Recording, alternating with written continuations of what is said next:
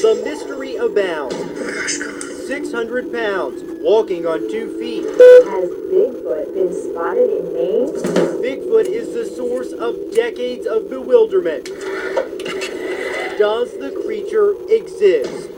Still, I get funny feelings when I come down here. Tyra Cataline returns to the place where she says she faced an Indiana Bigfoot. We thought we were going to die. All three of us thought we were going to die. It was 41 years ago, this November, here at Millrace Park in Columbus. Cataline and 2 other girls were inside a car. They saw movement from afar, and then the creature ran up fast. And that thing kept throwing itself at the car. It was horrible. It was the most horrible thing you ever looked at. Its face was all slimy and everything. Cataline and the girls drove away, terrified and hysterical. The days that followed brought a search for the Millrace monster, later believed to be someone in a costume. But don't tell her that. It was something, I don't know what it was, but it wasn't somebody wearing a costume.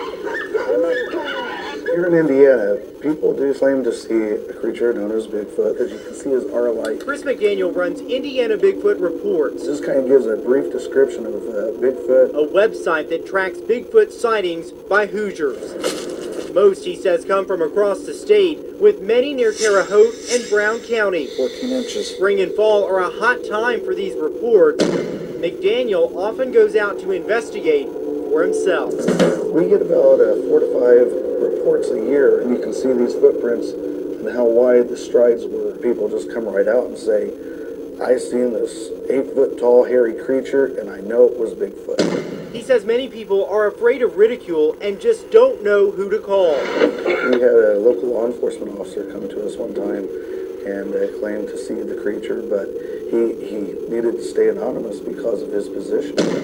The most recent report came just a few weeks ago, on October 10th. A man said he was hunting with 2 other people in Morgan Monroe Forest in Martinsville. He was separated from the group, but then heard a howl that terrified him. It was the loudest howl I've ever heard. It was almost as if I spooked what I believe was indeed a Bigfoot, and he was letting me know that was his territory. The man took off running.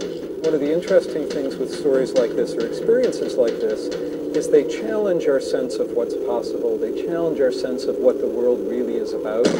Dr. Donald Braid at Butler University has a PhD in folklore. We tend to interpret things from our perspective, how we understand that the world works. Is that Bigfoot? He's tracked the legends of Bigfoot or Sasquatch, stories, he says, that likely originated in the Pacific Northwest with Native Americans. Braid likens Bigfoot to the idea of the Asian Yeti, or abominable snowman.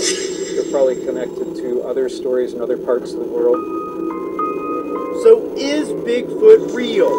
We may come up with evidence on something like this, or we may not. Braid studied physics as an undergrad, and this scientist says Truth is a very difficult thing here. he doesn't know. I don't want to say I believe or I don't believe.